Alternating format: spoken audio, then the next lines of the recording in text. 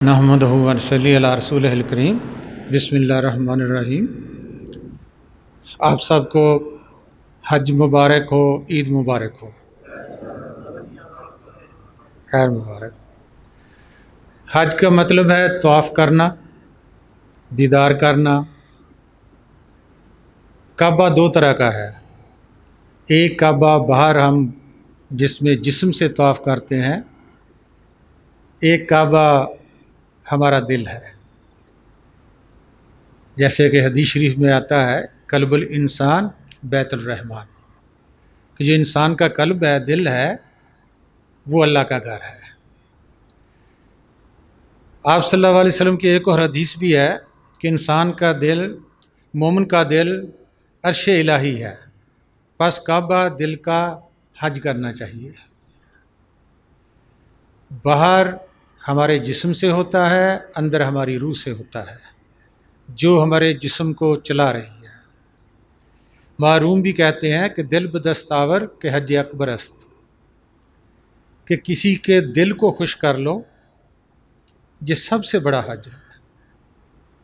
ہزاراں کعبہ دل بہتر است، کہ ہزاروں کعبے ہوں گے لیکن اگر آپ نے ایک دل کو خوش کر لیا، ہزاروں کعبوں سے وہ بہتر ہے۔ ہمارا نظریہ صرف اپنے تک ہے کہ میں ٹھیک رہوں، میں خوش رہوں، میرے پاس پیسہ ہو، میری عزت بڑھے۔ ہم اس راز کو آج تک نہ جان سکے کہ دوسروں کے بھلے میں ہمارا بھلا ہے۔ بابا فرید صاحب کہتے ہیں کہ فریدہ برے دا بھلا کر، غصہ نہ من ہڈا، دیہی روگ نہ لگ سی، اے گل پلے پا۔ کہتے کتنا بھی تجھے نقصان پہنچایا ہے، کتنا بھی تیرا دل دکھایا ہے، وہ برا آدمی ہے تیری نظر میں بھی، زمانے کی نظر میں بھی، لیکن اس میں بھی دل بھی ہے، خدا بھی ہے۔ فریدہ برے دا بھلا کر، نہیں آپ بات کر سکتے، نہیں اس سے اسلام لے سکتے، کم سے کم اپنے دل میں، اپنی روح میں اس کے تئیں آپ پیار بھیجو گے تو اس کے اندر بھی پیار پھوٹے گا۔ زبان سے بھی نہیں ادا کر سکتے لیکن روح سے کر سکتے ہیں ہم، جو کسی کو پتہ نہیں چلتا۔ فریدہ برے دا بھلا کر، غصہ نہ من ہڈا، دیہی روگ نہ لگ سی، تیرے جسم نو کوئی روگ نہیں لگے گا، تیرے جسم نو بیماری نہیں آئے گی۔ کہتے اے گل پلے پا، کہتا ہے کہ کہاں سے بیماریاں آتی ہیں؟ کہتے غصے سے۔ غصہ کیوں ہمیں آتا ہے؟ کہ ہمارا کہنا کوئی نہیں مانتا، اس لیے ہمیں غصہ چڑھتا ہے۔ ہم کہتے ہیں کہ نہیں، یہ میری اولاد ہے، یہ میری بیوی ہے، یہ میرے چھوٹے بھائی ہیں، یہ میرے بچے ہیں، یہ میرے متحد ہیں، یہ میرے نوکر ہیں، یہ میرے ملازم ہیں، یہ میرا حکم مانے۔ نہیں مانتے، ہمیں غصہ آتا ہے۔ اس غصے کا ہوتا کیا ہے کہ آگ جہاں جلتی ہے پہلے وہ زمین سڑ جاتی ہے، پھر دوسروں کو سیک جا کر پہنچتا ہے۔ پہلے ہمارا دل جلے گا، پھر ہمارے منہ سے جو بھی جلے ہوئے دل سے آواز نکلے گی، لفظ نکلیں گی، اچھا نکلے گا، برا نکلے گا، وہ دوسروں کو جا کر جلا دے گا۔ وہی غصہ ہمارے آہستہ آہستہ ہمارے اندر ایک چھوٹی چھوٹی ذرے ذرے ملتے ملتے ایک بڑا بیماری کا لے کر وہ ہمارے وجود میں سامنے آ جاتا ہے۔ ہوا کیا کہ چھوٹے چھوٹے غصے ہم نے پال لیے اپنے اندر۔ اس میں ہارٹ اٹیک ہو سکتا ہے، اس میں شوگر بڑھ سکتی ہے، اس میں سب کچھ ہو سکتا ہے، اس میں ہم قبر میں بھی جا سکتے ہیں۔ بویا کس نے؟ ہم نے خود۔ یہ حافظ شیرازی ایران میں ہوئے ہیں، وہ بھی کہتے ہیں کہ حافظہ گر تو خواہی وصل یار، کہ حافظ اگر تو اس ذات الہی سے ملنا چاہتا ہے، اپنے یار میں واصل ہونا چاہتا ہے، صلح کن بخاص و عام، تو صلح کر لے۔ تیرا وہ دشمن ہے، تیرا وہ اچھا لگتا ہے یا برا لگتا ہے، حافظہ گر تو خواہی وصل یار، صلح کن بخاص و عام۔ با مسلمان اللہ اللہ، با برہمن رام رام، کہ اگر تیرے دنیا میں کوئی مسلمان ملتا ہے اس سے اللہ اللہ کر کے مل، اگر تیرے کو ہندو ملتا ہے، برہمن ملتا ہے تو اس سے رام رام کر کے مل، کیونکہ وہ اللہ سے خوش ہوتا ہے، وہ رام رام سے اس کا دل خوش ہوتا ہے۔ تو نے ان دونوں کو بنانے والے کے پاس جانا ہے، دونوں کے دل پر اسی ایک کا قبضہ ہے، وحدہ لا شریک کا، رب العالمین کا۔ اگر تو نے اس کو ملنا ہے تو صلح کن با خاص عام، با مسلمان اللہ اللہ، با برہمن رام رام، تو دونوں کو خوش کرے گا تا تو وحدہ لا شریک کے پاس جا سکے گا۔ آگے بابا روم صاحب فرماتے ہیں، ایک اور بھی شعر آتا ہے کہ دل ہی مسجد، دل ہی کعبہ، دل وچ وسدا سائیں، لکھ گناہ تو کر لے بندیا، پر دل نہ کسے دا ٹائیں، جڑے توڑ دے نے دل برباد ہون گے، اج کسے نو روایا کل آپ رون گے۔ جس نے بھی اس ذات کو پایا سب ایک ہی ہے، سب کا، کوئی عربی میں کہہ رہا ہے، کوئی فارسی میں کہہ رہا ہے، کوئی پنجابی میں کہہ رہا ہے، کوئی کسی زبان میں، کوئی کسی زبان میں کہہ رہا ہے، کہ آپ کا جو دل ہے یہی مسجد ہے، یہی کعبہ ہے، اسی میں رب رہتا ہے۔ دل ہی مسجد، دل ہی کعبہ، دل وچ وسدا سائیں، لکھ گناہ تو کر لے بندیا، دل نہ کسے دا ٹائی۔ قرآن میں بھی یہی آتا ہے کہ میں ہر گناہ کو معاف کر سکتا ہوں، اللہ تعالیٰ فرماتے ہیں، لیکن میں شرک کو معاف نہیں کروں گا، کہ کسی اور کے دل میں کوئی اور بیٹھا ہے اور تیرے دل میں خدا بیٹھا ہے، یہ شرک ہے۔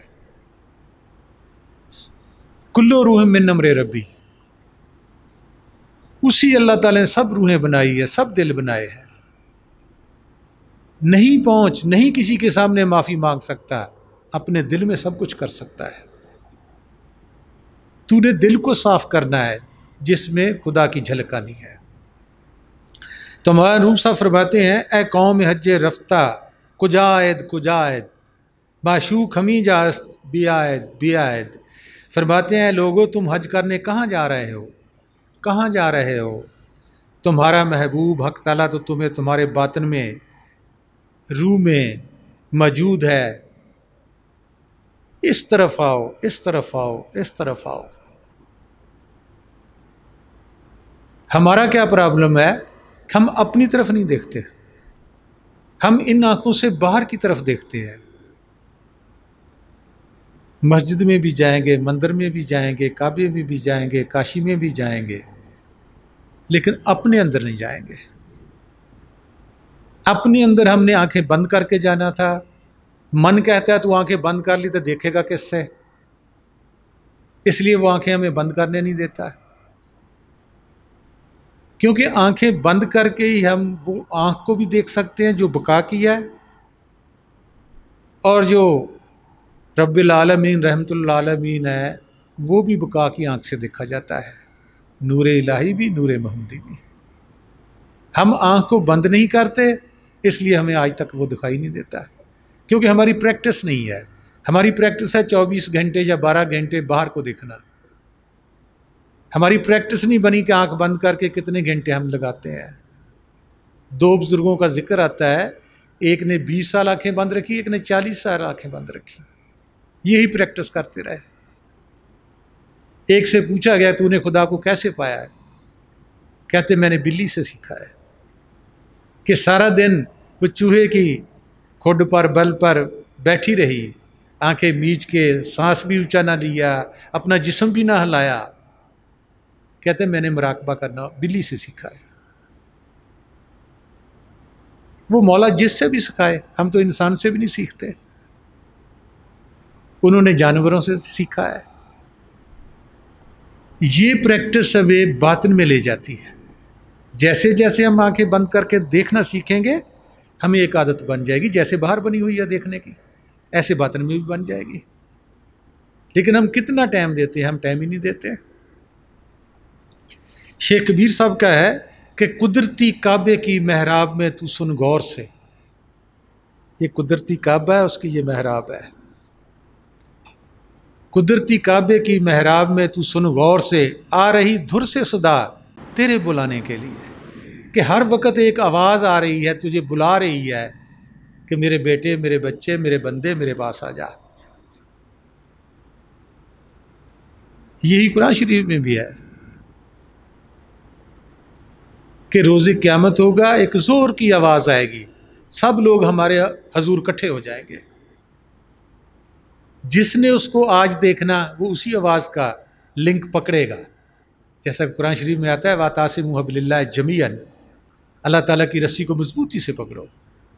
وہ آواز ایک رسی لامکان سے آ رہی ہے اور اسی کے سارے سب چیز کھڑی ہے۔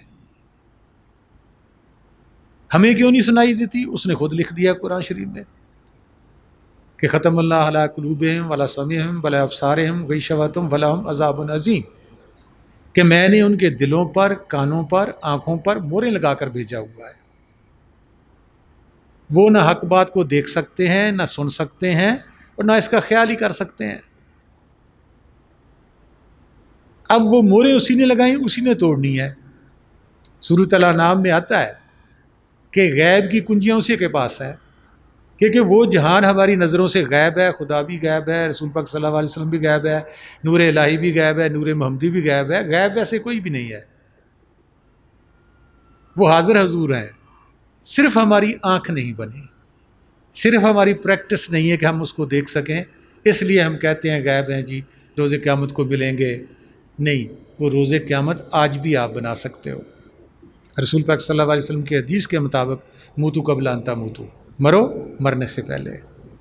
جب ہم مرنے سے پہلے سیکھ جائیں گے تو جو بھی مرے گا اس کے لیے قیامت آج بھی ہے۔ لیکن یہ وہ موت نہیں ہے کہ آپ کو قبر میں لے جائے گی۔ محروم صاحب فرماتے ہیں نہ چنا مرگے کے در گورے روی، ایسی موت نہیں تجھے قبر میں لے جائے گی، مرگے تبدیلی در نور شوی، ایسی موت ہے کہ تو نور میں چلا جائے گا، تیرا جسم بھی بچ جائے گا اور تو نور کو بھی دیکھے گا۔ یہ ہے موتو قبل ان تموتو والی موت جو رسول پاک صلی اللہ علیہ وسلم ہمارے لیے لے کر آئے، اور 63 سال اسی کی تبلیغ کرتے رہے۔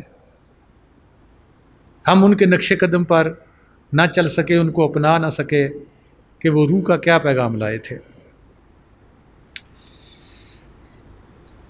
تو آپ صلی اللہ علیہ وسلم نے حضرت عمر رضی اللہ عنہ سے کہا کہ اے عمر، یقین جانو کہ خانہ کعبہ انسان کا دل ہے۔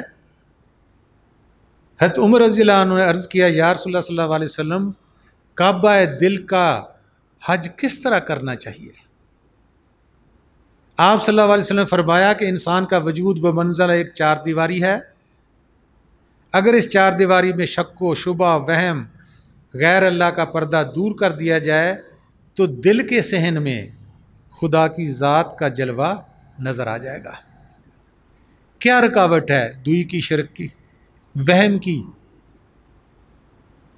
ہر انسان کو وہم بڑا ہوا ہے اندر، ہائے پتہ نہیں کل کو کیا ہوگا، ہائے گھنٹے کے بعد کیا ہونے والا ہے، کہیں میرا سرمایہ تو نہ چلے جائے، کہیں میری تندرستی تو نہ چلے جائے گی۔ کس لیے ہے؟ خدا پر بھروسہ نہیں۔ بھروسہ کیوں نہیں؟ دیکھا نہیں۔ کسی انسان کو ہم دیکھ لیں، وہ دو بول ہی بول دے کہ میں تیرے ساتھ ہاں بھائی ہلا شری، تو ہم کتنا اس پر بھروسہ کر لینا یار، ایک کلہ دو 11۔ تو یہ وہ اس انسان کو بنانے والا ہے جو ذرے ذرے میں موجود ہے، اس کے اندر بھی، دشمن کے اندر بھی، سجن کے اندر بھی، سب کے اندر موجود ہے، اس پر بھروسہ نہیں ہے۔ بہت لوگ بندیاں اب بھی کر رہے ہیں، ہم بھی کر رہے ہیں، یقین نہیں ہے، کیونکہ یقین کے لیے ٹائم بھی چاہیے، بھروسہ چاہیے، بل پاور چاہیے، لوگوں کے تانے مینے وہ بھی انسان کو سہنے پڑتے ہیں، لیکن وہ اندر سے بڑا مضبوط ہوتا ہے، اس کو پتہ ہے واہ واہ معکم میں نہ کنتم۔ اللہ تعالیٰ خود قرآن شریف میں فرماتے ہیں جہاں کہیں تم ہو میں تمہارے ساتھ ہوں۔ ہم پڑھتے ہیں وہ ہمارے ساتھ ہے، یقین نہیں ہے، دیکھا نہیں ہے، کیسے ساتھ پھر رہا ہے، ہمارے سر پر بیٹھا ہے، دائیں ہے، بائیں ہے، پیچھے ہے، نیچے ہے، اوپر ہے، کہاں ہے وہ، کیا شکل ہے اس کی؟ قرآن شریف میں اللہ تعالیٰ تو سورۃ نور میں فرماتے ہیں کہ اللہ نور السماوات و ما فی الارض، کہ اللہ نور ہے۔ اللہ کیا ہے؟ لفظ نہیں ہے، اللہ نور ہے، زمینوں کا بھی آسمانوں کا بھی۔ کہ آپ زمینوں میں بھی جاؤ گے اللہ ہی ملے گا، آسمانوں میں اڑو گے اللہ ہی ملے گا، کیونکہ وہ نور ہے۔ آگے پھر سوال کیا حضرت عمر رضی اللہ عنہ نے کہ دل کو خانہ خدا اور عرش الہی کیوں قرار دیا گیا ہے؟ آپ صلی اللہ علیہ وسلم نے فرمایا کہ ارشاد باری تعالیٰ ہے وفی انفسکم افلا تبصرون، اللہ تعالیٰ فرماتے ہیں لوگو میں تمہارے اندر ہی ہوں، پھر تم مجھے کیوں نہیں دیکھتے ہو؟ اے عمر، رہنے کی جگہ کو گھر کہتے ہیں، بیت کہتے ہیں، خانہ کہتے ہیں، کیونکہ خدا تعالیٰ دل میں رہتا ہے، لہٰذا دل خانہ خدا اور عرش الہی قرار دیا گیا ہے۔ پھر سوال کیا حضرت عمر رضی اللہ عنہ نے، یا رسول اللہ صلی اللہ علیہ وسلم اس خاک کے پتلے کو بولنے والا، سننے والا، جاننے والا، دیکھنے والا کون ہے اور کیسا ہے؟ آپ صلی اللہ علیہ وسلم نے جواب دیا کہ وہی خدا بولنے والا ہے، وہی سننے والا ہے، وہی دیکھنے والا ہے، ایک ذات کے سوا کوئی چیز نہیں ہے۔ حضرت عمر رضی اللہ عنہ نے پھر سوال کیا ہے کہ کعبہ دل کا حج کون ادا کرتا ہے؟ آپ صلی اللہ علیہ وسلم نے جواب میں فرمایا کہ خود ذات خداوندی، یعنی جب بندہ نفس کا پردہ دور کر دیتا ہے، عبد اور معبود کے درمیان کوئی پردہ باقی نہیں رہتا، بندگی کرنے والے کے درمیان اور بندگی کروانے والے کے درمیان، خدا کے درمیان، بندے کے درمیان کیا ہے ہمارے حائل؟ نفس کا پردہ۔ کہتے جب کوئی بھی شخص، بچہ ہو، بوڑھا، عورت ہے، مرد ہو، بیمار ہو، تندرست ہو، اس پردے کو دور کر دیتا ہے تو پھر کہتے بندہ خدا بن جاتا ہے، خدا بندہ بن جاتا ہے، پھر ان کے درمیان پردہ نہیں رہتا۔ جو پردہ انہوں نے محنت کر کے دور کرایا یا کسی مرشد کی مہربانی سے وہ دور ہو گیا، اور محب اور محبوب دونوں ایک ہو گئے، مل گئے دونوں، عبد بھی محبوب کو، محب محبوب کو ہو، بندہ خدا کا ہو، کوئی بھی ہے، دوئی ہے وہ مٹ گئی، شرک مٹ گیا۔ پھر حضرت عمر رضی اللہ عنہ نے سوال کیا کہ وہ صفات الہی سے متصف بھی ہو جاتا ہے اور اس دل میں ذات الہی سما ہو جاتی ہے، حق تعالیٰ کا بندے کے دل میں سمانا ہی کعبہ دل کا حج حقیقی ہے۔ جب بندہ اپنے ہی اندر سما جاتا ہے، وہاں نور الہی کو، نور محمدی کو دیکھتا ہے، کہتے سچا حج اور حقیقی حج یہی ہے۔ باقی تو کوئی بھی بندہ پیسے لے کر حج کر سکتا ہے، وہ بھی کرنا چاہیے، پیسے جس کے پاس ہوں وہ بھی کرنا چاہیے، یہ کہ نہیں کرنا چاہیے۔ اگر کسی نے خدا کو یہاں دیکھا پھر حج کرنے گیا، وہاں بھی خدا ملے گا۔ ہم لبیک لبیک کہیں گے تو وہ خدا بھی آگے سے کہا ہے لبیک یا عبدی، اے میرے بندے میں بھی حاضر ہوں، صرف تو حاضر نہیں ہے جا، کیونکہ وہی جا کر دیکھ سکتا ہے جس نے پہلے اپنے اندر دیکھا ہوگا۔ حضرت عمر رضی اللہ عنہ نے پھر سوال کیا کہ یا رسول اللہ صلی اللہ علیہ وسلم جب سب کچھ اسی ذات مقدس کا ظہور ہے، پھر یہ رہنمائی کس کو اور کیوں کر؟ تو آپ صلی اللہ علیہ وسلم نے جواب میں فرمایا کہ وہ خود ہی رہنما ہے، خود ہی رہنمائی کرتا ہے، ایک ہی ذات ہے، شاگرد بھی بنا ہوا ہے، استاد بھی بنا ہوا ہے، پھول بھی بنا ہوا ہے، کانٹا بھی بنا ہوا ہے، بیماری بھی بنا ہوا ہے، شفا بھی بنا ہوا ہے۔ ذوق صاحب کا بھی ایک شعر ہے کہ کن کہتے ہی جلووں کی جب یہ کثرت نظر آئی، اللہ کو اللہ کی صورت نظر آئی۔ قرآن شریف میں بھی یہی لکھا ہے کہ وہ ذات ایک ڈھیر تھی، وہ پھٹ گیا اور یہ دنیا بن گئی۔ ذات کا کیا نام تھا کسی کو معلوم نہیں ہے، وہی ذات جب نیچے آتی گئی، بندوں میں آئی، کہیں اور آئی، اپنے نام خود رکھاتی گئی۔ پھر سوال کیا حضرت عمر رضی اللہ عنہ نے، پھر یا گونا گون نقش و نگار کیوں ہے؟ آپ صلی اللہ علیہ وسلم نے فرمایا کہ رہنمائی کی مثال سوداگری کی سی ہے کہ جس چیز کا کوئی گاہک ہو، سوداگر اسی کو وہی چیز دیتا ہے۔ گیہوں والا خریدار کو جو ہرگز نہیں جاتا، جو والے کو गेहूं نہیں دیتا۔ ڈیمانڈ اینڈ سپلائی قانون اٹل ہے۔ آج تک کیوں نہیں ملا؟ ہماری ڈیمانڈ ہی نہیں ہے خدا کو دیکھنے کی۔ خدا کی چیزیں پانے کی ڈیمانڈ ہے، خدا کی دنیا کو انجوائے کرنے کی ڈیمانڈ ہے ہماری، خدا کو دیکھنے کی ڈیمانڈ نہیں ہے۔ اس لیے نہیں ملا کہ اگر کوئی خریدار گندم مانگتا ہے اس کو جو نہیں دیے جاتے، دنیا مانگتا ہے اس کو کیوں خدا کہے گا کہ مجھے لے لو؟ اس کی ڈیمانڈ ہی دنیا کی ہے۔ اس نے دنیا کے لیے بندگی کرنی ہے، دنیا کے لیے قسمیں کھانی ہے، دنیا کے لیے اس کو خدا چاہیے، دنیا کے لیے مرشد چاہیے، دنیا کے لیے رسول پاک صلی اللہ علیہ وسلم چاہیے، دنیا کے لیے اسلام چاہیے، خدا کے لیے نہیں۔ خدا کو ان چیزوں کی ضرورت بھی نہیں ہے۔ خدا تو آپ کو ڈائریکٹ مل سکتا ہے، نہیں ڈائریکٹ مل سکتا تو کسی سے وسیلہ ڈھونڈو، جیسے سورۃ المائدہ آیت نمبر 35 میں آتا ہے کہ خدا کی راہ میں وسیلہ ڈھونڈو۔ وہ وسیلہ کیا ہے؟ مرشد، کہ کسی ملے ہوئے سے مل جاؤ، جیسے مولانا روم نے کہا مرد ہجی مرد حاجی راہ طلب، خواہ ہندو خواہ ترکو خواہ عرب، کہ جس نے حج کیا ہے، طواف کیا ہے، مولا کو دیکھا ہے، اس سے ملو جا کر۔ کہتے اس کی شکل پر نہ جانا، اس کی ذات پر نہ جانا، اس کے مذہب پر نہ جانا، خواہ ہندو خواہ ترکو خواہ عرب۔ کہتے یہ چیزیں مت دیکھو، یہ دیکھو اپنے کام میں اس کے پاس خدا کو دکھانے کی قابلیت ہے کہ پھر شکل کو نہ دیکھو۔ اگر شکلوں کو دیکھتے رہے، مذہبوں کو دیکھتے رہے، فرقوں کو دیکھتے رہے، پھر کہاں سے ملے گا؟ کیونکہ سب تو اس نے بنائے۔ وہ ایک شاعر بھی کہتا ہے نیک باتوں پر عمل کرنا تمہارا کام ہے، یہ نہ دیکھو کہنے والا کون ہے، کیا نام ہے۔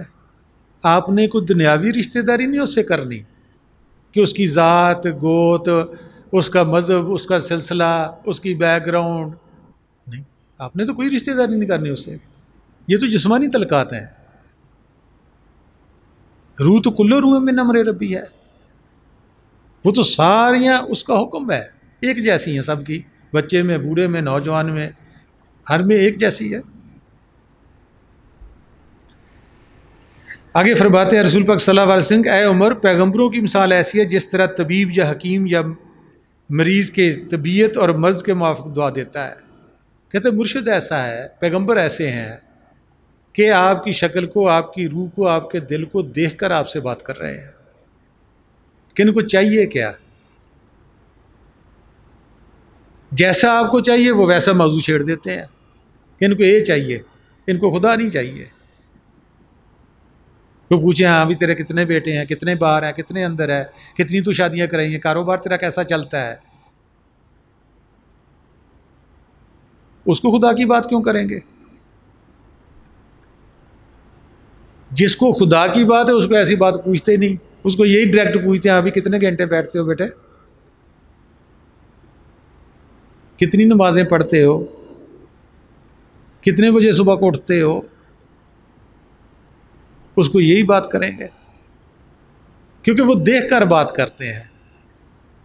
میرے مرشدوں کا ایک شعر ہے کہ زمین و ملک کے بدلے دلوں پر ہے نظر میری، اچھوتا ایک طریقے حکمرانی لے کے آیا۔ وہ دلوں پر راج کرتا ہے، آپ کی سوچوں پر راج کرتا ہے کہ سوچ کیسی ہے۔ اور رسول پاک صلی اللہ علیہ وسلم کی حدیث بھی ہے کہ جیسا انسان ہو، جیسی پبلک ہو، ویسا ان کے سامنے واز بھی کرو، اظہار بھی کرو۔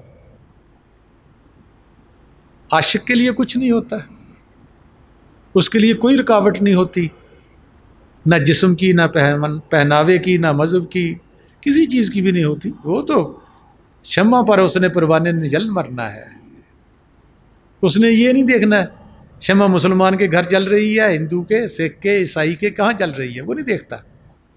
وہ تو عاشق بن کر آتا ہے، جل مرتا ہے، اس کو کیا ہے ان چیزوں سے کہ شمع کس نے جلائی ہے؟ وہ تو شمع کا عاشق ہے، نہ جلانے والے کو دیکھتا ہے، نہ اس کا مذہب پوچھتا ہے، نہ اس کا سلسلہ پوچھتا ہے، نہ اس کی گوت پوچھتا ہے، وہ تو کچھ نہیں دیکھتا۔ وہ تو کیونکہ شمع کا عاشق ہے، ہم نور الہی کے عاشق نہیں ہیں۔ اس لیے منصور حلاج سے پوچھا گیا کہ آپ کس مذہب پر ہو، کیونکہ لوگ شک کرتے ہیں، جب ایسی باتیں سنتے ہیں تو شک کرتے ہیں ان کا مذہب کون سا ہوگا۔ تو منصور حلاج سے بھی پوچھا گیا کہ آپ کا مذہب کون سا ہے، اس نے کہا میرا مذہب جو خدا کا مذہب ہے، جو حق تعالیٰ کا مذہب ہے، جو اللہ تعالیٰ کا مذہب ہے، وہی میرا مذہب ہے، کیونکہ مجھے اس نے پیدا کیا ہوا ہے۔ اس سے نیچے آ جاؤ تو آدم کا مذہب جو ہمارا ہے وہی ہمارا سب کا مذہب ہے، کیونکہ ایک ہی آدم سے ہندو بنے، سکھ بنے، عیسائی بنے، کوئی بھی بنے، وہ ایک آدم کی ہم سب اولاد ہیں۔ کس نے ہمیں ان چیزوں میں گمراہ کیا، رلایا اور ہماری زندگی کو، ہمارے سانسوں کو ضائع کیا؟ ہمارے اندر ابلیس بیٹھا ہوا ہے، ہمارے اندر پھول کے ساتھ اس مولا نے کانٹا بھی رکھا ہوا ہے کہ جو میرا بندہ نہیں بنتا، حق تعالیٰ کا نہیں بنتا، وہ شیطان کا بن جائے۔ ہم اسی کے کہنے پر اب چل رہے ہیں، کھا رہے ہیں، پی رہے ہیں، جو بلاتا ہے ہم بول رہے ہیں، کیونکہ ہمیں حق تعالیٰ کی نہ ضرورت ہے، نہ پرواہ ہے، نہ ہم اس سے ملنا چاہتے ہیں، نہ ہم عاشق بننا چاہتے ہیں۔ ہمیں تو دن رات فکر ہے پیسہ بنانے کی، عزت بنانے کی، وہ بیچاری بنتی بھی نہیں ہے، کیونکہ ہم کہاں بنا سکتے ہیں؟ عز و منتشا و ذل و منتشا، وہ تو مولا کے ہاتھ میں ہے عزت ذلت، ہم کہتے ہیں کہ نہیں، انسانوں کے ہاتھ میں ہے۔ اگر 2-4 دن انسان بنا بھی لے گا تو وہ سدا قائم نہیں رہتی، جو خدا کی بنائی چیز ہے وہ سدا قائم رہے گی۔ وہ آپ کو یہ جسم بھی چھڑا دے گا اور جسم دے دے گا نوری۔ تو آگے حضرت عمر رضی اللہ عنہ نے پھر پوچھا، سوال کیا کہ سالکانِ طریقت 4 گروہوں میں تقسیم ہے، اور ان 4 گروہوں میں بلا لحاظ مراتب باطنی زمین و آسمان کا فرق ہے۔ کہتا ہے پہلا جو ہے وہ گروہ ہے عوام عام مسلمانوں کا، یہ لوگ ارباب ظاہر کہلاتے ہیں اور راہ شریعت پر چلنے والے ہیں۔ عشق الہی کی 4 سیڑھیاں ہیں۔ پہلی سیڑھی پر اہل شرع گامزن ہوتے ہیں، اگر اس سیڑھی پر نہ رہیں تو معرفت الہی کی اگلی سیڑھی پر چلنے کی کوشش نہیں کرتے وہ، حتیٰ کہ ان کی عمر ختم ہو جاتی ہے تو یہ لوگ دین و دنیا سے محروم اور ظاہر پرست ہو کر مر جاتے ہیں۔ یہ گروہ اہل شریعت کہلاتا ہے۔ ان کے لیے شعر بھی ایک ہے کہ نہ خدا ہی ملا، نہ وصال صنم، نہ ادھر کے رہے نہ ادھر کے رہے۔ ان کا بھٹکل یقین ہے، کبھی پاؤں اس بیڑی میں رکھ لیا، کبھی پاؤں اس بیڑی میں رکھ لیا۔ خدا اس بیڑی میں بھی ہے، خدا اس بیڑی میں بھی ہے، چاہے اس بیڑی میں بیٹھو چاہے اس بیڑی میں بیٹھو، قبضہ آپ کے دل پر خدا کا ہے۔ یہ نہیں اس بیڑی میں بیٹھنے سے آپ کو کوئی ریلیف مل جائے گا، ادھر آپ کو ریلیف نہیں ملے گا، نہیں، آپ کا جو اندر سوچ رہا ہے اس نے کرنا ہے سب کچھ۔ بیڑیاں بدلنے سے کچھ نہیں ہوگا، ایک مرشد چھوڑا دوسرا پکڑ لیا، تیسرا پکڑ لیا، چوتھا پکڑ لیا، نہیں۔ ہاں وہ سبب بناتا ہے، جیسے ہم پہلی سے پرائمری سے جاتے ہیں، ہم ہائی میں جاتے ہیں، کالج میں جاتے ہیں، یونیورسٹی میں جاتے ہیں، لیکن یہ سب اسی کا بنا ہے، ایک ہی گورنمنٹ کا۔ اب ہماری مرضی ہے کہ ہم اسکول جانا ہے نہیں جانا، پہلی میں رہنا ہے، پرائمری پڑھنا ہے، کتنے پڑھنا ہے، آگے جانا ہے نہیں جانا، ہماری اپنی مرضی ہے۔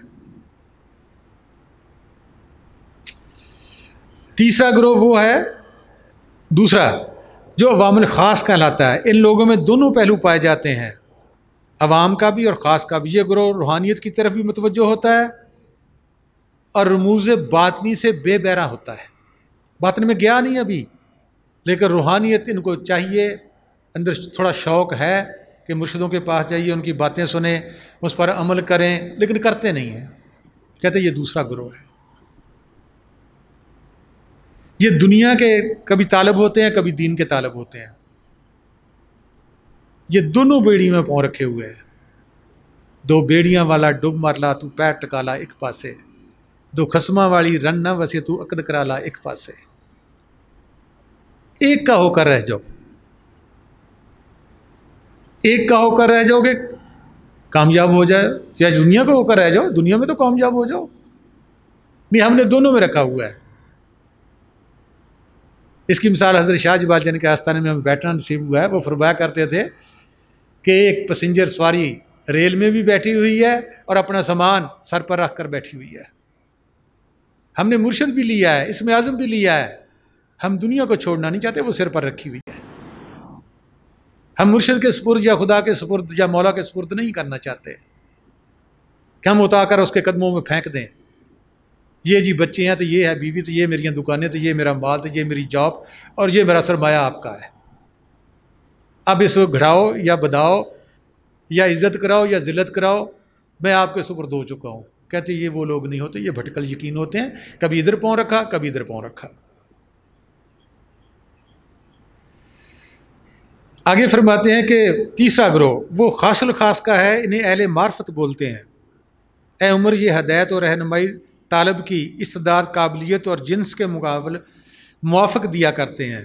یہ اسرار الہی کی نعمت عظمیٰ نااہل عوام الناس کو نہیں دی جاتی، کیونکہ ان کی ایسی نعمت دے دینا ان نعمت کی ناقدر شناسی ہے. نیز چونکہ وہ ان نعمت کے متحمل نہیں ہوتے، لہٰذا ان کو گمراہ ہونے کا زیادہ اندیشہ ہوتا ہے. زمین نہیں تیار ہوئی تھی، مالک نے بیج پھینک دیا نور کا کہ کبھی تو اگے گا. کہتے یہ متحمل نہیں ہوتے، ان کی نور کی قدر شناسی نہیں، مرشد کی قدر شناسی نہیں. ان کو مرشد نے رحمت کی، بیج پھینک دیا ان کی روح میں کہ یہ کبھی تو اگے گا نا، کبھی بارش سے اگ جائے گا، کبھی کسی موڑ پر اگ جائے گا، کبھی کسی بیماری آئے گی، پھر ان کو ٹرننگ پوائنٹ آئے گا. کہتے یہ ان کی اپنی نہیں ہوتی کچھ بھی، یہ مرشد کی قابلیت جو ہوتی ہے وہ دیکھتا ہے، ویسا ویسا ان کو راستہ بتاتا ہے. چوتھا گروہ اہل عشق کا ہوتا ہے. انہیں نور الہی، دیدار الہی کے سوا کچھ اچھا نہیں لگتا. یہ ہر وقت اپنے مولا کی خوشنودی چاہتے ہیں. میرا محبوب، میرا مولا، میرا مرشد راضی رہے. ان کو مرشد کے اندر، رسول پاک صلی اللہ علیہ وسلم کے اندر، خدا کے اندر ایک ہی ذات دکھائی دیتی ہوتی ہے کہ جلوہ تیرا سو بسو ہے، جدھر دیکھتا ہوں ادھر تو ہی تو ہے. یہ عاشقان الہی ہوتے ہیں. یہ نہیں دیکھتے کہ شمع کس کے گھر میں جلتی ہے. یہ پھڑک مرتے ہیں کہ یہاں مولا کا نام آیا، دبا دیا وہیں اپنے آپ کو. یہ نہیں دیکھتے. یہ شمع پر عاشق ہوتے ہیں، نور پر عاشق ہوتے ہیں، آواز بالحق پر عاشق ہوتے ہیں. یہ راضی بر رضا، رضائے مولا ہم اولا ہوتے ہیں. سب سے بہتر رضا اسی مولا کی ہے. کہتے ہو عاشقوں کی پھر مخالفت ہوتی ہے. کہتے ہیں ان کی بہت مخالفت ہوتی ہے. کبھی ان کو بت پرست کہا جاتا ہے، کبھی ان کو کافر کہا جاتا ہے، اور کئی الزام، کبھی بے دین، کبھی گمراہ، کئی ان پر الزام لگاتے ہیں. کہتے یہ گھبرانے والے نہیں ہوتے، کیونکہ انہوں نے اپنی آنکھ باطن سے سب کچھ دیکھ لیا ہوتا ہے. ہم ظاہری سے دیکھتے ہیں اور لوگ ان کی بےزتی پر خوش ہوتے ہیں کہ دیکھو اس کی کیا حالت بنی ہے، وڈا آیا رب نو پوجن والا، یہ حالت تو دیکھو کی بنی ہوئی ہے. بہت سب فرماتے ہیں این عاشق ہوویں عشق کماویں، دل رکھیں وانگ پہاڑاں ہو، لکھ لکھ بدیاں ہزار علامیں، کر جانے باغ بہاراں ہو. منصور جے چک سولی دیتے، جڑے واقف کل اسراروں ہو، سجدوں سر نہ چاویں باہو، توڑے کافر کہن ہزاراں.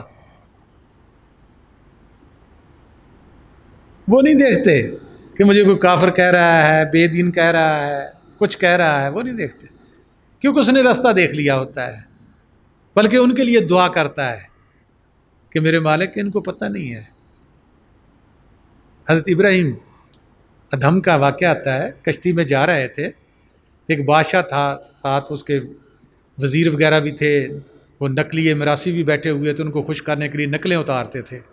یہ بیچارے ایک کونے میں بیٹھے ہوئے اپنا سفر کر رہے تھے. اب جب بھی ان کے ہاتھ میں چموٹا ہوتا تھا، کوئی بات کرتے تو حضرت ابراہیم ادھم یہ خاموش بیٹھے ہوئے تھے، فقیر تھے، ان کے سر پر آ کر مار دیتے. جب 2-4 دفعہ مارا تو اللہ تعالیٰ نے الہام بھیجا، بھائی بھیجی، اے ابراہیم تیری بےزتی ہم سے نہیں جری جاتی، اگر تو کہے تو میں کشتی کو ڈبو دوں، ان سب کو ڈبو دوں. پھر بھی دیکھو انہوں نے یہی کہا کہ میرے مالک مجھ پر تجھ کو ایسا ہی ترس آیا ہے میری بے عزتی کا، تو ان کی تھوڑی سی آنکھ ہی کھول دے کہ میں کون ہوں۔ وہ دعا قبول ہوئی، آنکھ کھلی گئی، سب گر پڑے قدموں میں، معافیا مانگنے لگے۔ ایسے ہی رسول پاک صلی اللہ علیہ وسلم کے ٹائم بھی جب آپ نے جنگ جیتی تو سب نے صلاح دی کہ ان کو باندھ لو، ان کو قتل کر دو، کہ میں یہ کرنے نہیں آیا، میں تو دعا دینے کے لیے آیا ہوا ہوں۔ کیونکہ وہ نادان کس کو کہا ہے، جہل کس کو کہا ہے؟ جس کو عقل نہیں ہے۔ کیونکہ ہماری عقل محدود ہے، لمیٹیڈ ہے، ہم دیوار کے پار تو کچھ نہیں دیکھ سکتے۔ ہم ایک انسان ہے، اس کو کیا جان سکتے ہیں؟ یہ پروفیسر ہے، یہ کاریگر ہے، یا یہ ٹیچر ہے، پرنسپل ہے، یا کیا ہے، کون ہے، یا ہمارے سامنے ملک کا صدر کھڑا ہے، نہیں جان سکتے۔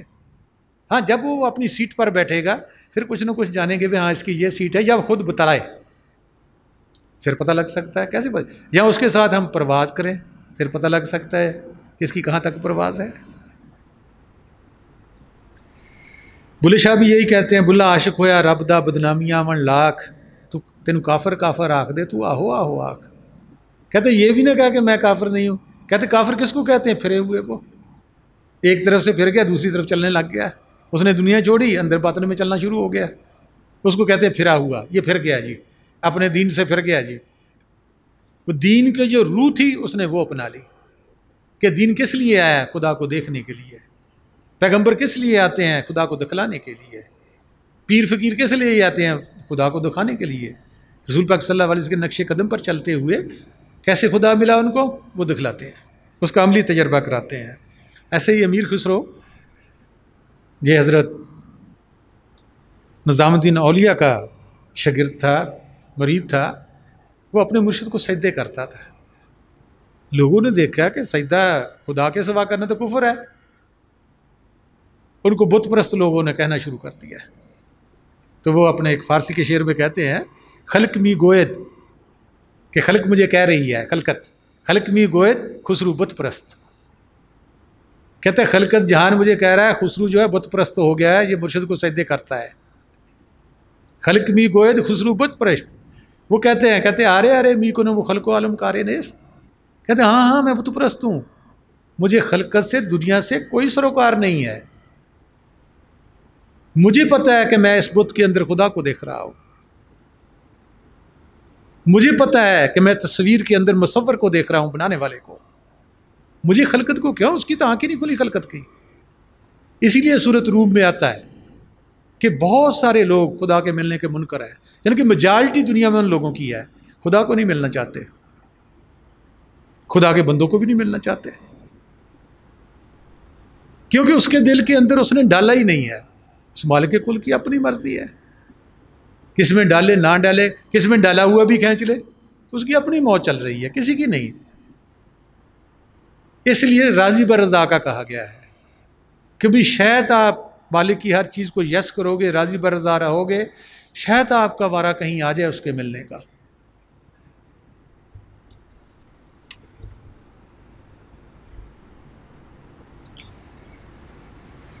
آگے پھر سوال کیا تو آپ صلی اللہ علیہ وسلم نے فرمایا، اے عمر، جس شخص کو معرفت الہی حاصل ہو جائے اسے منہ سے اللہ اللہ کہنے کی ضرورت نہیں رہتی، اور جو پھر وہ شخص منہ سے اللہ اللہ کہتا ہے تو سمجھ لو ابھی اسے معرفت حاصل نہیں ہوئی، خدا کی نزدیکی حاصل نہیں ہوئی۔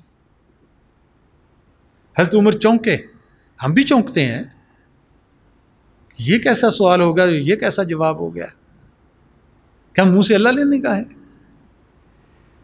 حضرت عمر رضی اللہ عنہ نے پھر عرض کی کہ حضرت یہ کیسی معرفت ہے کہ بندہ اپنے مالک کا نام ہی نہ لے اور اس کی یاد کو ترک کر بیٹھے۔ آپ صلی اللہ علیہ وسلم نے فرمایا، ارشاد الہی باری اللہ ہے، واہ واہ ماکم میں نما کنتم، قرآن شریف میں، کہ یہاں کہیں تم ہو میں تمہارے ساتھ ہوں۔ اے عمر رضی اللہ، جو شخص ہر وقت ہمراہ ہو، کسی وقت نظر سے اوجھل نہ ہو، کیا اس کو یاد کرنا ضروری ہے؟ پھر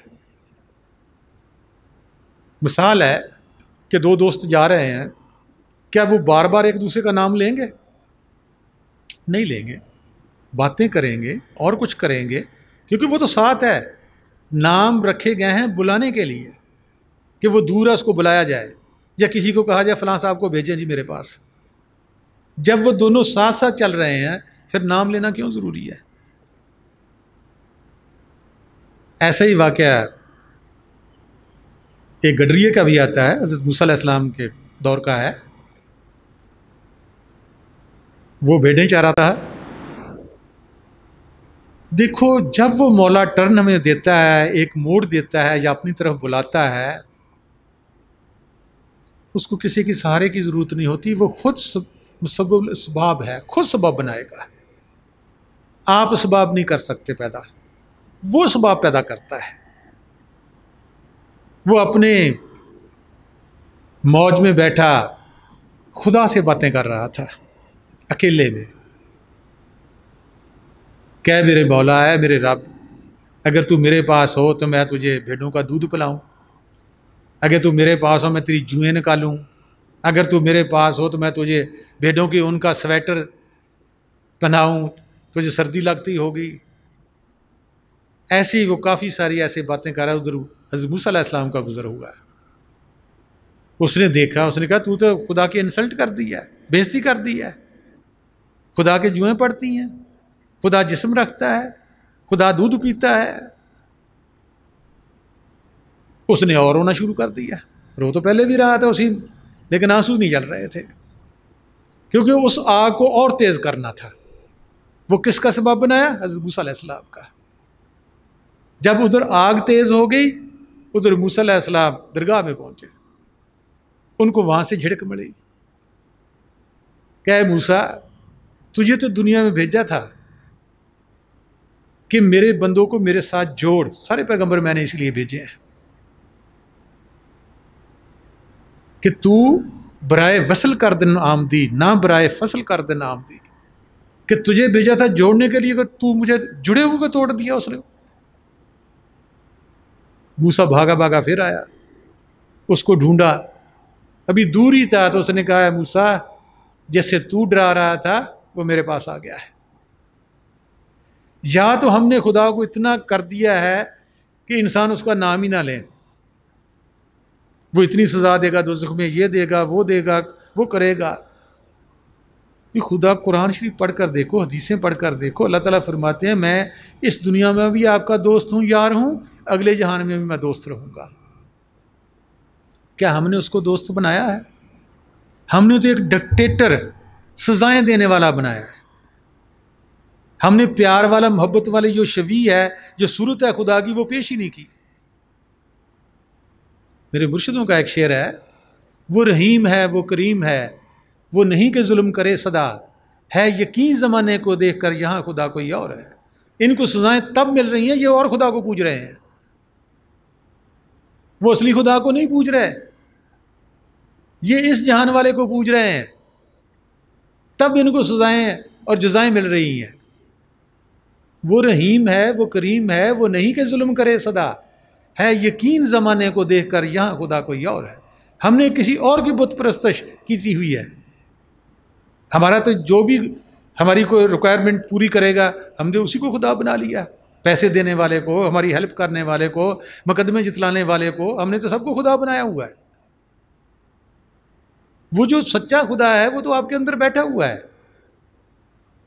وہ تو ان سب خواہشوں کو چھوڑو گے پھر تب جا کر وہ ملتا ہے۔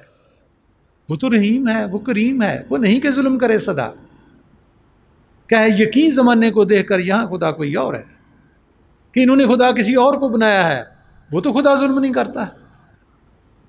کتنا بھی بیٹا نافرمان ہو، ماں کا کہنے کار نہ ہو، اس کو سزا مل چکی ہو، ہتھ کڑیاں ہو، پھر بھی اس کو وہ گلے لگاتی ہے۔ آگ میں پھینکا جائے پھر بھی وہ کہتی ہے کہ نہیں مجھے پھینکو، میرے بچے کو نہ پھینکو۔ تو وہ اپنے بچوں پر ظلم کرے گا؟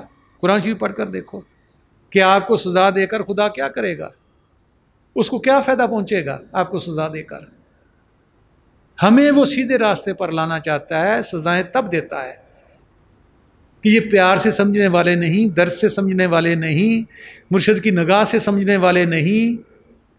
ان کو تھوڑا سا جسم میں دے دو پھر، تاکہ جسم کو کچھ تکلیف ہوئے گی تو ہائے اللہ تو کریں گے، ہائے مرشد تو کریں گے، یا رسول اللہ صلی اللہ علیہ وسلم تو پکاریں گے۔ کیونکہ ان کے ناموں کے بغیر راہ نجات نہیں یہاں. جس کا ہم یہاں ورد کرتے ہیں اس کا روپ بن جاتے ہیں ہم، جس کا بھی ذکر کریں گے. کس کا ذکر ہے، کس کا خیال ہمارے اندر ہے؟ دنیا کا روپ بنے بیٹھے ہیں. دنیا کی پوچھ لو، کوئی بھی بات پوچھ لو، کسی ان پڑھ سے پوچھ لو، کوئی نہ کوئی مشورہ آپ کو دے دے گا ضرور.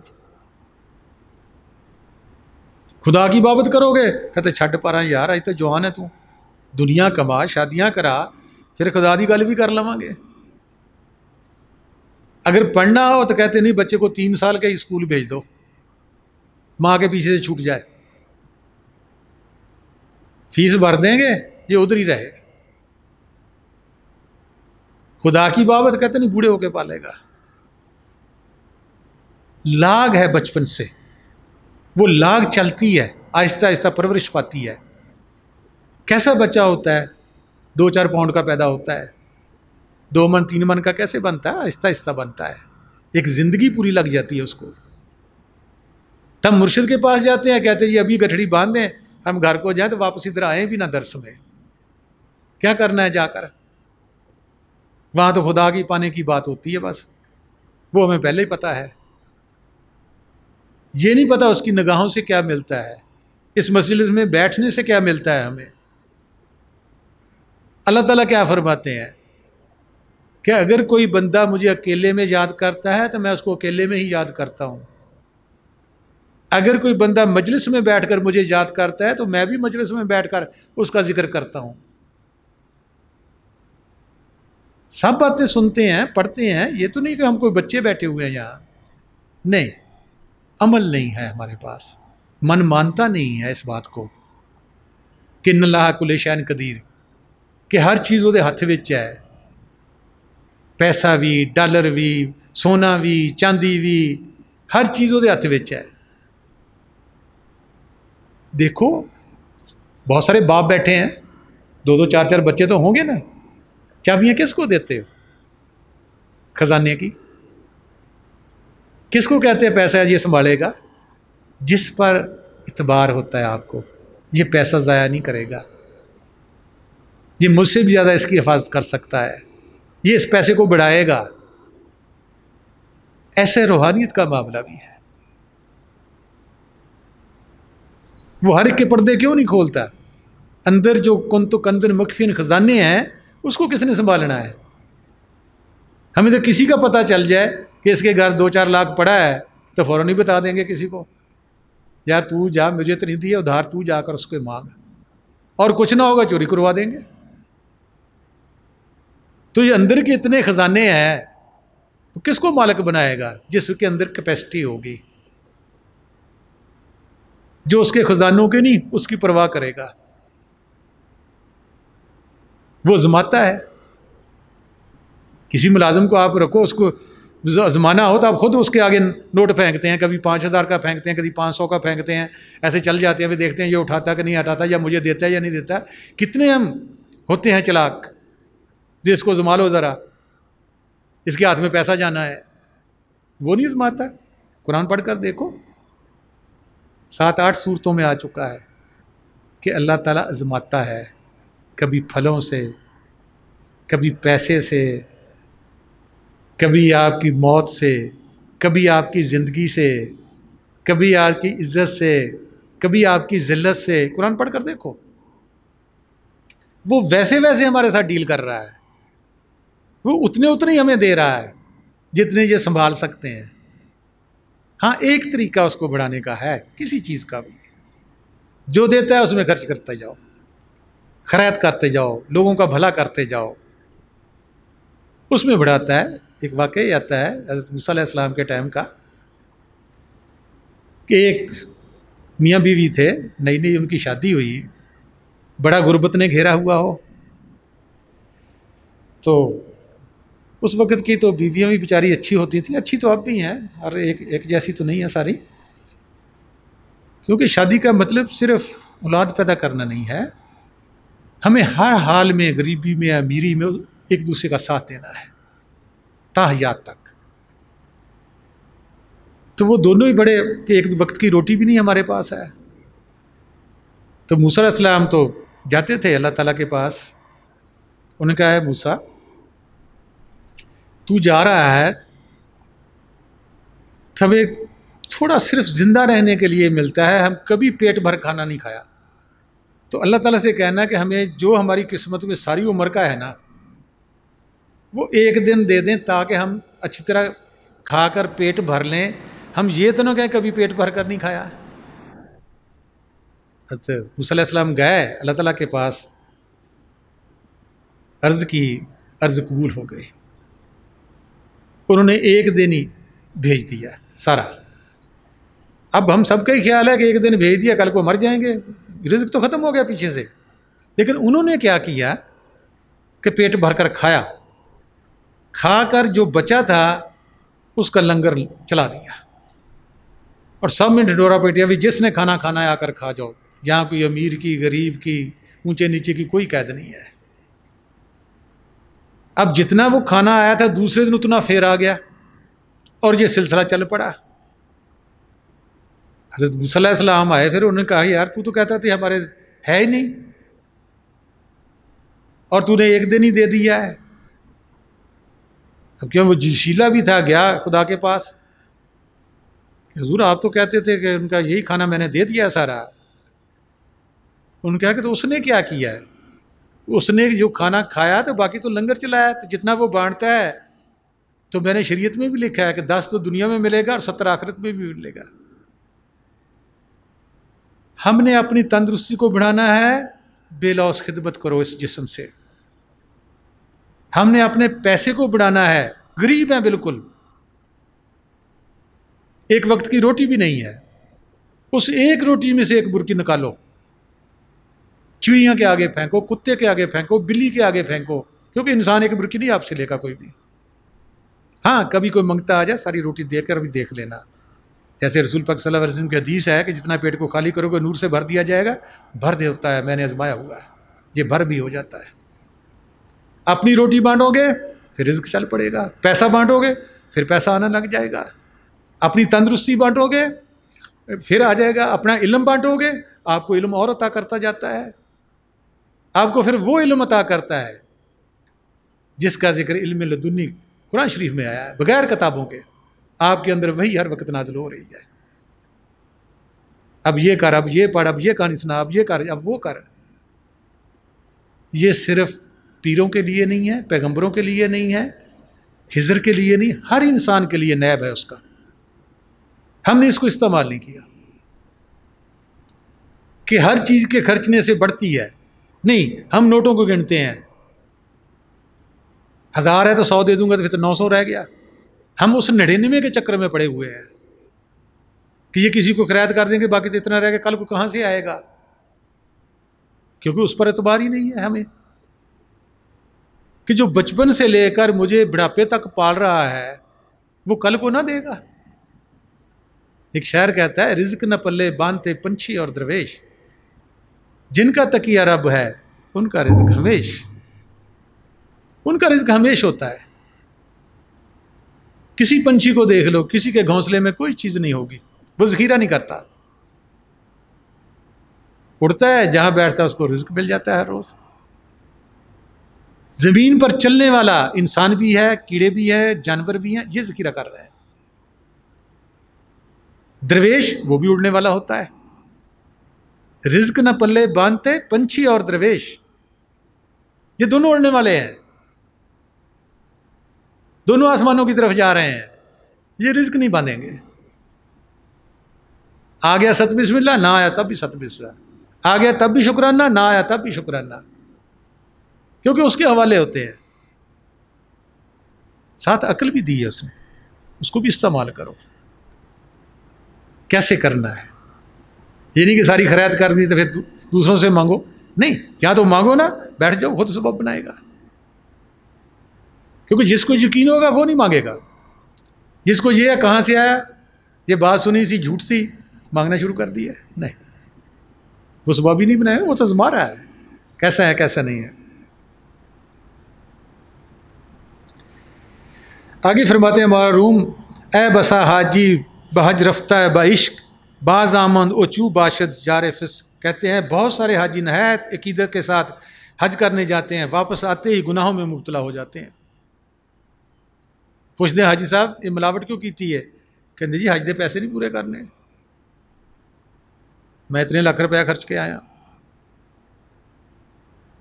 وہ ثواب بھی گیا، لوگوں کو بھی دھوکہ دے رہے ہیں، دوسروں کی زندگیوں سے کھیل رہے ہیں، تندرستیوں سے کھیل رہے ہیں۔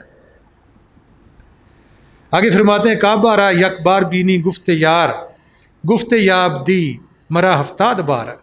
کہتے ہیں کہ کعبہ کو خدا نے ایک بار خدا کا گھر کہا ہے، پورے قرآن شریف میں ایک بار گھر کہا ہے، سورۃ بقرہ میں آیت 125 میں، کہ باہر کے کعبے کو ایک بار گھر کہا ہے، مگر مجھے انسان کو 70 بار اس نے میرا بندہ کہہ کر پکارا ہوا ہے۔ ہم 70 بار کی طرف نہیں گئے، جو ایک بار کہا اس کی طرف جا رہے ہیں، کیونکہ وہ پیسے آئے ہو گیا۔ یہ اپنے نفس کو کھڑا کرنا ہے، ہم نے اپنے من کو کھڑا کرنا ہے، اپنی سوچ کو کھڑا کرنا ہے، اپنے خیال کو کھڑا کرنا ہے۔ جیسے ہی کھڑا ہو جائے گا، خدا تو ہر جگہ موجود ہے، اس کا عکس پڑنا شروع ہو جائے گا ہمارے اندر۔ جیسے پانی ہو، ہلتے پانی میں کوئی چیز نظر نہیں آئے گی، چاہے پانی یہاں رکھ کر دیکھ لو، چاہے باہر رکھ کر دیکھ لو۔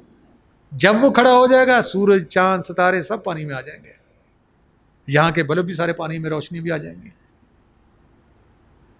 دور ہیں، آسمان کتنا دور ہے، پانی کھڑا ہوا نہیں، عکس پڑنے لگ گیا۔ آپ کے دل کا خیال جو گھوم رہا ہے، یہاں بیٹھا بھی گھوم رہا ہے، جس ٹائم، جس منٹ، جس سیکنڈ، ایک لمحے کے لیے کھڑا ہو جائے گا، خدا کا دیدار آپ کو ہو جائے گا، اس نور الہی، نور محمدی کا دیدار ہو جائے گا۔ پہلے بھی موجود ہے، کوئی اس نور سے خالی نہیں ہے، ہماری دیکھنے کی طاقت نہیں ہے، وہ مرشد عطا کرتا ہے۔ حدیث شریف میں بھی آتا ہے کہ آپ صلی اللہ علیہ وسلم سے ایک مرتبہ کعبہ کو مخاطب کر کے فرمایا، بے شک حق تعالیٰ نے تجھے شرف بخشا ہے، لیکن ایک مومن تجھ سے زیادہ اشرف رکھتا ہے، زیادہ افضل ہے۔ کعبے کی طرف منہ کر کے اشارہ کر کے فرمایا کہ تجھے شرف بخشا ہے اللہ تعالیٰ نے، خدا کا گھر کہا ہے، لیکن ایک مومن تجھ سے زیادہ افضل ہے۔ ہم مومن بنے نہیں ہیں۔ آگے مولانا صاحب فرماتے ہیں تاب کرد آنکھ خانہ را در ولے رختن، خانہ بجوز آہی نہ رفت۔ فرماتے ہیں جب سے کعبہ بنا ہے خدا اس میں داخل نہیں ہوا، اور جب سے انسان بنا ہے خدا اس سے باہر نہیں گیا۔ دیکھو کتنا فرق ہے، ہر انسان کے وہ اندر بیٹھا ہوا ہے۔ مولانا صاحب فرماتے ہیں کہ جب سے کعبہ بنا ہے خدا اس کے اندر نہیں گیا، اور جب سے بندہ بنا ہے خدا اسے باہر نکلا ہی نہیں ہے، اس کے اندر ہی ہو بیٹھا ہے۔ اسی لیے کہا قرآن شریف نحن اقرب الیہ من حبل الورید، وہ تمہاری اشارت سے زیادہ نزدیک ہے۔ آگے فرماتے ہیں دردرون کعبہ رسم قبلہ نیست، چہ غم عرض خواص را پا چپل نیست۔ کہتے رسم کعبہ، قبلہ کی طرف منہ کرنا، کعبے کی طرف منہ کر کے نماز پڑھنا، کہتے کون کرتے ہیں یہ لوگ؟ کہتے ہیں جو کعبے کے باہر پھر رہے ہیں۔ معروف فرما رہے ہیں، میں نہیں۔ کہتے ہیں جو کعبے کے اندر چلا جائے گا وہ کس طرح سمت کرے گا؟ کہتا ہے اس کی اپنی مرضی، جس طرح سمت کر لے۔ ایسے ہی انسان جب تک یہ بار بار اس کی روح رہ رہی ہے، آنکھوں سے دیکھتا ہے، کانوں سے سنتا ہے، اس کو بند نہیں کرے گا، آنکھوں کو، کانوں کو، منہ کو بند نہیں کرے گا، یہ اندر نہیں جائے گا۔ جب تک باہر رہے گا جس سمتیں ڈھونڈے گا، کعبہ کدھر ہے کسی سے پوچھے گا۔ جب یہ باطن میں چلا گیا، جدھر مرضی یہ منہ کر کے نماز پڑھ لے، اس کی بندگی کر لے۔ باہر بھی ایسے، اندر بھی ایسے ہی ہے۔ کعبے کی طرف منہ کر کے کون نماز پڑھے گا؟ جو کعبے کے اندر نہیں گیا۔ جو کعبے کے اندر چلا گیا وہ جدھر مرضی منہ کر کے نماز پڑھ لے، اس کو تو کوئی پابندی نہیں ہے۔ ایسے ہی ہم انسانی وجود کے جب تک ہماری روح باہر رہے گی، آنکھوں سے دیکھتی رہے گی، منہ سے چکھتی رہے گی، ناک سے سونگھتی رہے گی، کانوں سے سنتی رہے گی، یہ باہر باہر پھر رہی ہے۔ اس کو باہر کی بندگی اس مولا نے دی ہوئی ہے۔ جیسی ایک جھلک اس نے اندر جا کر دیکھی، اندر کی سیر کی، یہ اپنے باطن وجود میں چلا گیا اور نوری وجود میں چلا جاتا ہے۔ وہاں رسمیں سب ختم ہو جاتی ہیں، وہاں صرف عشق ہے، خدا عشق کا سمندر ہے، روح عشق کی بوند ہے، یہ دونوں ملنا چاہ رہے ہیں، اور بیچ نفس ہماری رکاوٹ ہے، یہ دونوں کو ملنے نہیں دیتا۔ اس کے لیے مجاہدہ چاہیے، اس کے لیے یقین چاہیے، اس کے لیے مرشد پر اعتبار چاہیے، تعلیم پر اعتبار چاہیے، اس کے لیے ہمیں ٹائم چاہیے۔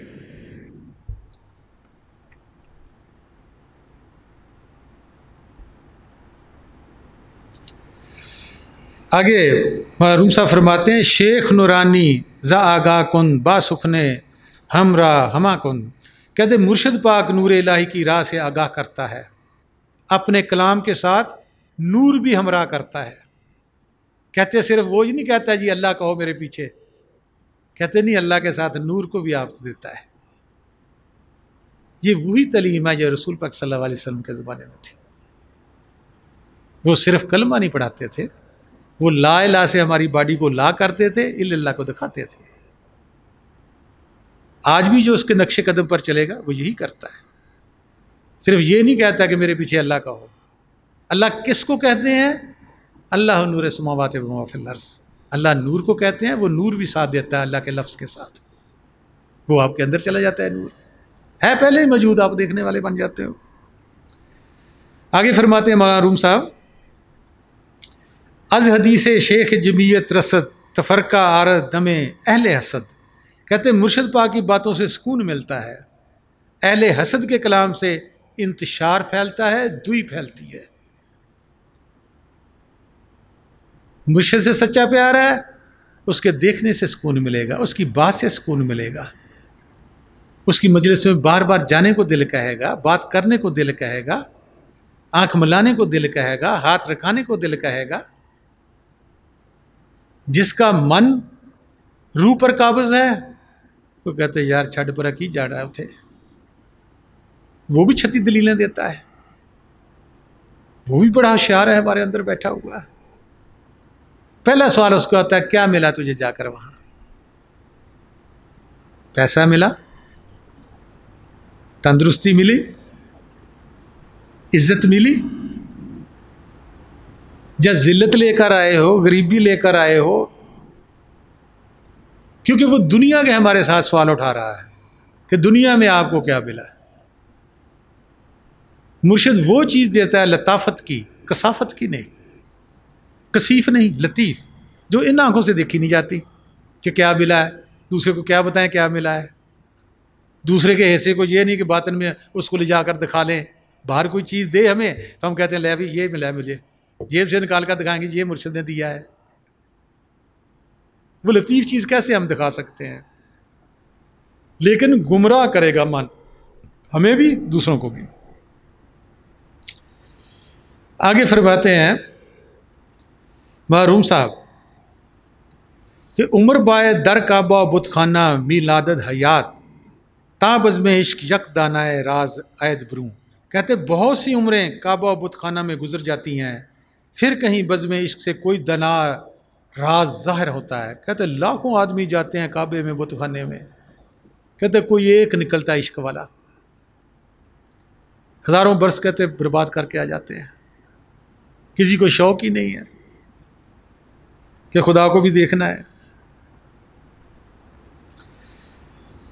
آگے فرماتے ہیں حج زیارت کردن کعبہ بواد حج بیت اللہ مردانہ بواد، کہتے عوام کا حج پتھر کا بنا ہوا گھر کو دیکھنا ہے، درویشوں کا حج کسی مرد خدا کو دیکھنا ہے، محروم صاحب کہتے ہیں۔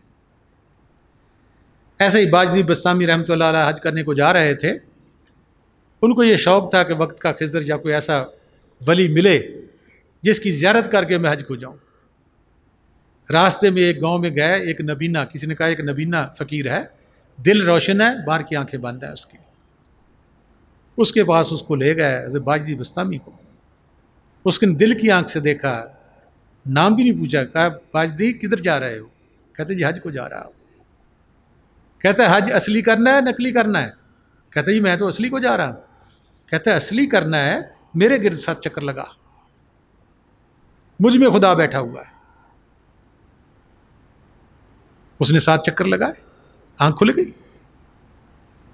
کہتے ہیں اس کو باہر کے پتھر والے کعبے سے بہتر جان۔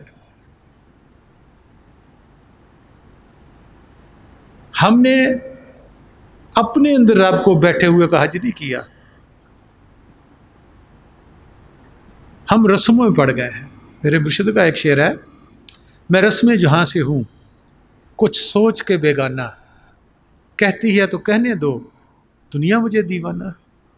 کیونکہ دنیا کی نظر میں ہم دیوانے ہو جائیں گے، ہم پاگل ہو جائیں گے کہ ساری دنیا تو ادھر کو جا رہی ہے، یہ اکیلا کدھر کو جا رہا ہے۔ اس نے خود قانون بنایا ہے، کیونکہ ہم دنیا سے ڈر رہے ہیں، وہ اکیلا خدا سے ڈر رہا ہے۔ ہم کہتے ہیں دنیا نہ کہے میں حاجی نہیں ہوں، دنیا نہ کہے میں نمازی نہیں ہوں، میرا شاید جنازہ جائز نہ کریں گے، شاید میرا حقہ پانی بند نہ کر دیں گے۔ جس نے دنیا سے ڈرنا ہے وہ دنیا میں رہے گا، جس نے خدا کے ڈرنا ہے وہ خدا کے پاس جائے گا، انہوں نے قدرت ہے۔ آخر میں دعا ہے اس مال کے کل کے آگے، رب العالمین کے آگے، رحمت للعالمین کے آگے، رسول پاک صلی اللہ علیہ وسلم کے آگے، رسول پاک صلی اللہ علیہ وسلم جتنے بھی پیر پیغمبر اولیاء ہوئے ہیں ان سب کے آگے، اور خاص کر اپنے مرشد کے قدموں پر سر رکھ کر جنہوں نے مجھ پر رحمت کی، خدا کو دکھایا، آواز بالحق کو سنایا، نور الہی نور محمدی کو دکھایا، اور میرے ذریعے آپ پر بھی رحمت کر رہے ہیں، ہمیں توفیق بخشیں کہ ہم اپنے کعبہ دل کا طواف کریں، ہم اس کعبے میں جا کر اس ذات الہی کو، اس نور الہی کو، نور محمدی کو ہم دیکھ سکیں، ہمیں اس ذات پر یقین ہو جائے کامل کہ وہ ذات کہیں دور نہیں، ہمارے خود اندر ہے، اور ہم لوگوں کو بتانے والے بھی بن جائیں، اور جیتے جی پہلے فنا فی الوجود ہوں، اپنے وجود کو چھوڑیں، پھر فنا فی الرسول ہوں، رسول پاک صلی اللہ علیہ وسلم میں گم ہو جائیں، فنا فی المرشد ہو، مرشد میں گم ہو جائیں، پھر فنا فی اللہ ہو، اللہ تعالیٰ میں جا کر فنا ہو جائیں، جہاں ہماری منزل ہے، جہاں سے ہم آئے تھے، تاکہ ہماری یہ دنیا بھی سنور جائے، اگلی دنیا بھی سنور جائے، ہم ہر وقت خوش رہیں، کسی کا برا نہ سوچیں۔ کسی کا برا نہ سوچنے سے ہمارا فائدہ ہوگا، ہمارے جسم کا بھی، روح کا بھی، دل کا بھی۔ آپ سب کی آمد کا بہت بہت شکریہ۔ وما علینا الا البلاغ المبین۔